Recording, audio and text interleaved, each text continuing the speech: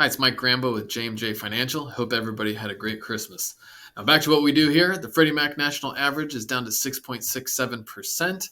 And as you can see on this chart, we have come a long way from the highs of just about 8% back just in October.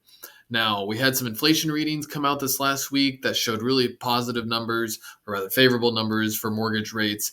And if you extrapolate ahead, making some assumptions, you can say that inflation may be at the Fed's 2% target as early as March of next year. The Fed's already indicated that they are not going to hold rates high until inflation gets to 2%. They will start cutting prior to that 2% number because they understand that there's a lagging effect between raising or lowering the Fed rate. So some believe that we could start seeing rate cuts as early as March of 2024. So is it too early to start talking about refinances? I don't think it is, because even if the rates aren't quite where you need it to be to refinance, there could be some planning and maybe some strategy that you can look forward to ahead. And let's just take a look at the Freddie Mac chart here. Now, these are national averages, so it's going to change from person to person. But from 8% all the way down to 6.67% could be reason enough for a person already to refinance. You can see that this is just about the level if you come over to June and kind of the highs of the previous year over here.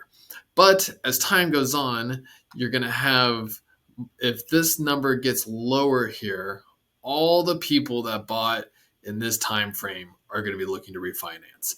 They can be refinancing not just to lower their rate, but also maybe to drop mortgage insurance. And when I talk about planning, I'm thinking about people that have something like a VA loan or an FHA loan. So VA loans are for primary residents only, and veterans get what's called entitlement, which is what allows them to put 0% down. Now, if they have an existing VA loan, that entitlement's being held up. So they potentially would want to refinance into a conventional loan, regain their entitlement, and then that way they can go buy another home, do 0% down again, and still retain the previous home as a rental property. FHA is also a primary residence only loan, and they also have some limitations on how many FHA loans that you can have at once, and there's some circumstances around that. So ideally, if a person has an FHA loan on their home and they hope to someday turn it into a rental property, they can refinance it into a conventional loan that will also allow them to either remove or eventually remove the mortgage insurance. And now they've freed up the ability to use an FHA loan on the next home purchase. Hope everybody has a great week. We'll talk to you next time.